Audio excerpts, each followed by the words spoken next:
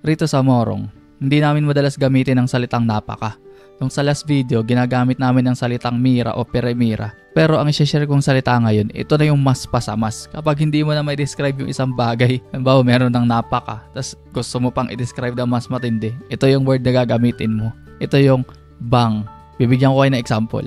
Pare, nakakain ka na ba ron sa bagong karinderya sa kanto? Bang sarap ng mga pagkain. Hindi pa, pero masubukan. Ay baka naman bang init roon?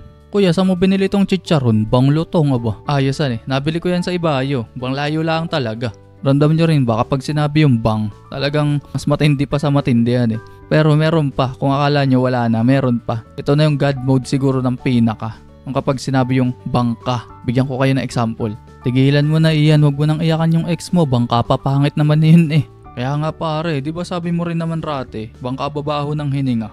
Sana nagets ninyo. Sana may natutunan kayo sa video na ito at sana magamit niyo yung word na bangka sa inyong pang-araw-araw na pamumuhay. Kasi madalas ko yung gamitin kapag nagre-react ako sa mga iba't ibang bagay. Nakakatulong rin kasi yung salitang iyon pwede palang gamitin para i-describe yung mga extreme na bagay na gusto mong i-express. Sana riyan lang kayo. Marami pa itong kasunod na video. Hanggang rito na lang muna. Peace out.